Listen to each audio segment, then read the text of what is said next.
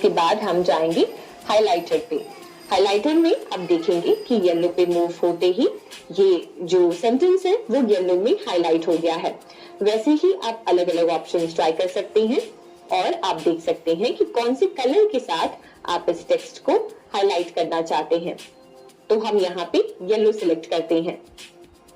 Yellow select करने के बाद आप देखेंगे कि ये टेक्स्ट हाईलाइट हो गया है। इस तरीके से आप अपने डॉक्यूमेंट में किसी भी सेंटेंस को इस हाइलाइटर की मदद से हाईलाइट कर सकते हैं। अब हम देखते हैं इस फॉन्ट ग्रुप में लास्ट फंक्शन को, जिसका नाम है फॉन्ट कलर। फॉन्ट कलर पे आप क्लिक करते हैं तो आप अपने सिलेक्टेड टेक्स्ट के फॉन्ट के कलर को चेंज कर सकते हैं।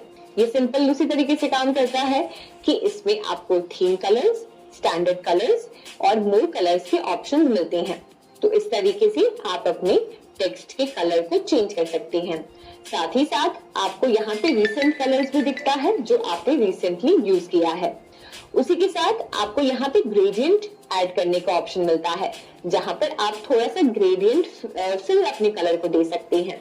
तो यहाँ से आपको जो भी, पहले तो हम इस टेक्स्ट को सिलेक्ट कर लेते हैं, उसके बाद हम ग्रेडियंट में आएंगे। ग्रेडियंट में आने के बाद आप अलग अलग ग्रेडियंट फिल में से अपने टेक्स्ट को फॉर्मेट कर सकते हैं। मान ली अगर आप लाइट वेरिएशंस में जाते हैं तो आप देखेंगे कि टेक्स्ट में जो वेरिएशन है वो लाइट ऐड हो रहा है। वैसे ही अगर आप डार्क वेरिएशन में आते हैं तो ग्रेडियंट फिल डार्क हो जाती है। हम यहाँ पे from bottom left corner add करेंगे। वैसे ही आपको हर एक वेरिएशन का नाम दिखेगा जब आप अपने माउस को मूव करते हैं और आप सिलेक्ट करके फिर देख सकते हैं कि जो कलर आपने ऐड किया है वो क्या लगा है। अब ये कलर थोड़ा सा डार्क जा रहा है तो इसे तो लाइट करने के लिए हम वापस आए कलर्स पे और यहाँ से आकर हम हमारा प्रेफर्ड कलर सिलेक्ट कर सकते हैं।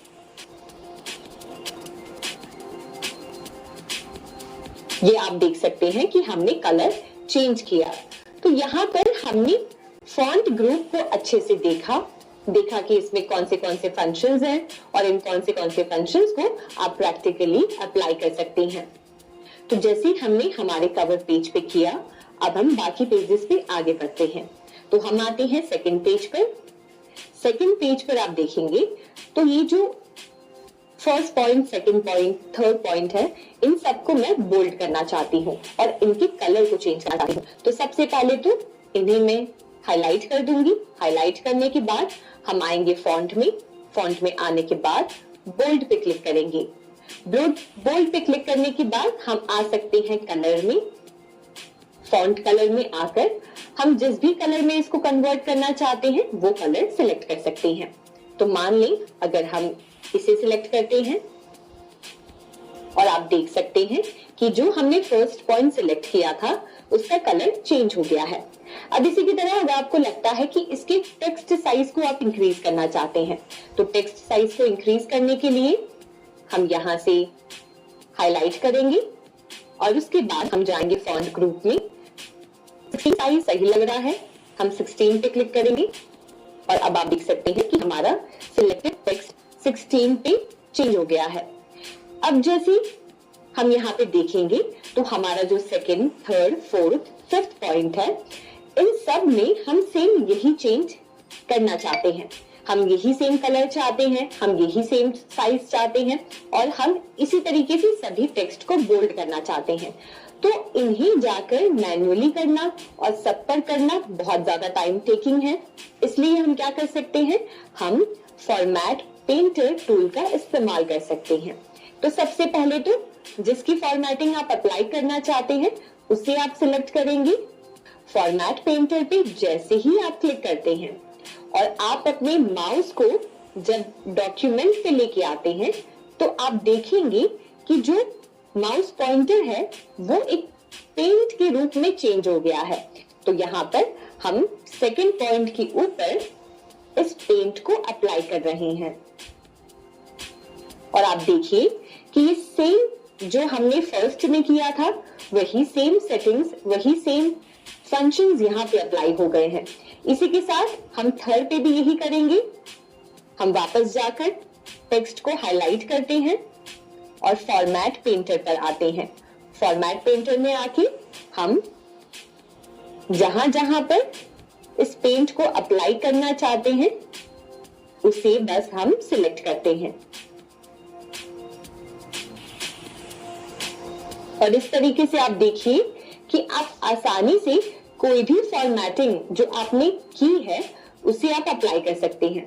इससे आपका बहुत समय बचता है, आपको सारे जो फंक्शंस आपने अप्लाई किए हैं उसे याद करने की जरूरत नहीं पड़ती और आप आसानी से कुछ ही सेकंड्स में सारे फॉर्मेटिंग ऑप्शंस अप्लाई कर सकते हैं। आप देख सकते हैं कि जो बेसिक फॉर्मेटिंग हमें इस पेज पे करनी थी वो मैंने कर दी है। मैं आपको स्क्रॉल करके बता रही हूँ कि जहां पे मुझे टेक्स्ट के साइज को इंक्रीज करना था, यानी कि जो मेन पॉइंटर्स हैं, जो हेडिंग है, उसके कलर को मैंने चेंज कर दिया, उसके टेक्स्ट साइज को चेंज कर दिया है और इसी के साथ साथ उसके जो सब पॉइंट्स हैं उनके कलर को भी चेंज कर दिया है। तो ये मैंने बेसिक फॉर्मेटिंग की है।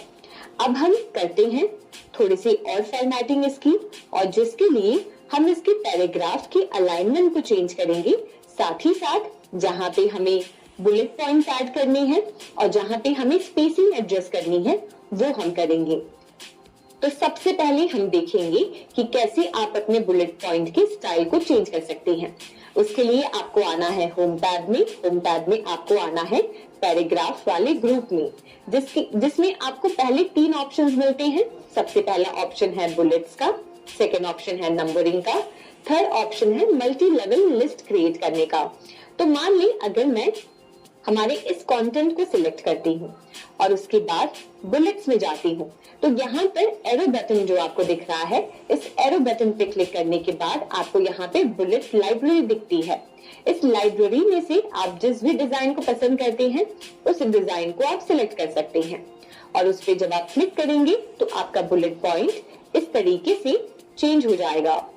वैसे ही मान लीजिए कि अगर आपको इसको बुलेट पॉइंट में नहीं पर नंबरिंग में पेश करना है, तो उसे करने के लिए आपको सेकंड ऑप्शन में जाना है जिसका नाम है नंबरिंग।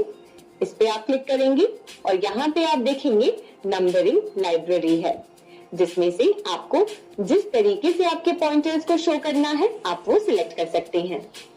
जैसे मान लें अगर हम इस वाले को करते हैं तो इस पे क्लिक करके आप देखेंगे कि अब हमारे पॉइंट्स इस तरीके से शो करेंगे और जैसे जैसे आप इसमें पॉइंट्स को इंक्रीज करते रहेंगे, जैसे मान लीजिए मैं अपने कर्सर को बी वाले पॉइंट पर लेके जाती हूँ और एंटर प्रेस करती हूँ, एंटर दबाते ही हम नेक्स्ट लाइन में मूव हो जाएंगे और यहाँ से हमारा सी पॉइंट शुरू होगा। तो इस तरीके से आप अनगिनत पॉइंट्स बना सकते हैं। अब हम एक साथ सिलेक्ट करके हमारे जो भी पॉइंट्स हैं इसके डिजाइन को, पॉइंट्स के डिजाइन को चेंज कर सकते हैं। उसके लिए हम जाएंगे बुलेट पॉइंट्स में। बुलेट पॉइंट्स में हम इस वाले स्टाइल को सिलेक्ट करते हैं, हम क्लिक करेंगे और अब आप देख सकते हैं कि जो हमारे पॉइंट्स 1, 2, 3 में मेंशन हो रहे थे अब वो इस तरीके से शो कर रहे हैं। अब इसी के साथ जो तीसरी तरह का पॉइंटर्स बनाने का ऑप्शन है मल्टी लेवल लिस्ट, इसमें जाकर आप मल्टी लेवल लिस्ट क्रिएट कर सकते हैं, जिसमें अगर मान लीजिए आपका एक मेन हेडिंग है, उस हेडिंग के अंदर एक सब हेडिंग है, उस सब हेडिंग के अंदर एक और सब हेडिंग है, उसके लिए उस सिचुएशन में आप इस मल्टी लेवल लिस्ट का उपयोग कर सकते हैं। आप देख सकते हैं कि इसमें अलग अलग फॉर्मेट्स हैं, अलग अलग स्टाइल्स हैं। आप बस अपने कर्सर को उस पर मूव करें और आप देख पाएंगे कि किस तरीके से ये पॉइंट्स अरेंज होंगे। आपके कंटेंट के हिसाब से आप इसे सिलेक्ट कर सकते हैं। साथ ही साथ अगर आप चेंज लिस्ट लेवल पे जाते हैं तो यहाँ से आप लिस्ट के लेवल को चेंज कर सकते हैं। अगर आप अपने खुद का मल्टी लेवल लिस्ट क्रिएट करना चाहते हैं तो आप define new multi level list में जाकर यहाँ से भी कर सकते हैं। इस तरीके से मल्टी लेवल लिस्ट का आप तब यूज करेंगे जब आपके बहुत सारे पॉइंटर्स हैं और उन पॉइंटर्स के अंदर काफी सारे सब पॉइंटर्स हैं। तो इस तरीके से हमने देखा कि कैसे आप इन बुलेट पॉइंट्स